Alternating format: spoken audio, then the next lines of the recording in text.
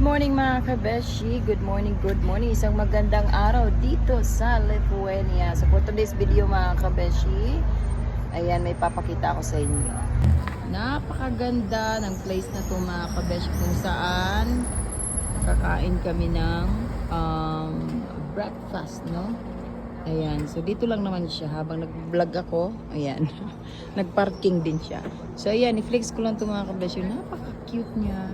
So mostly ang kinakain dito mga kabeshi is pancake, no?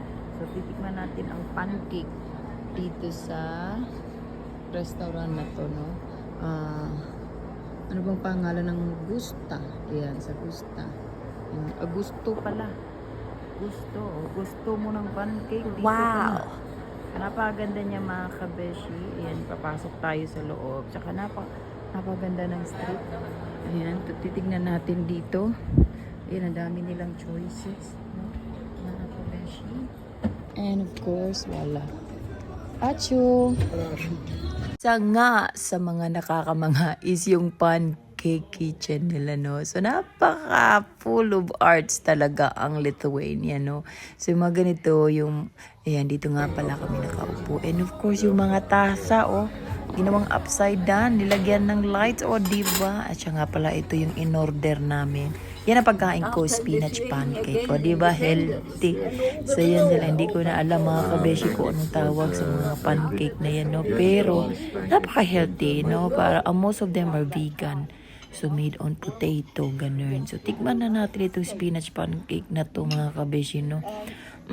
Wala. Napakasarap mga kabeshi. Grabe. Ang sarap, ang healthy, no? Wala as in taba, no? As in, ang sarap talaga dito mga kabeshi. And of course, meron tayong drinks dyan, which is orange juice. Kasi maaga pa, no? And of course, they can be very, very healthy. There's a tail. There's a tail. A chair with a tail. It's nice because we have also upstairs. So, ayan na nga't nabisita natin ang pancake restaurant nito mga kabeshi. Napaka-cute. Siyempre, uwi na tayong busog at happy na ang beshi ninyo sa pancake. So, yun nga mga kabeshi, na-try na natin yung pinaka-famous pancake na restaurant dito sa Lithuania. Ang pangalan ay Gusto. Pilipino talaga, no? Ayan, so yun po mga kabeshi, maraming salamat sa panonood. Sana nagustuhan nyo ang video na to. Bye!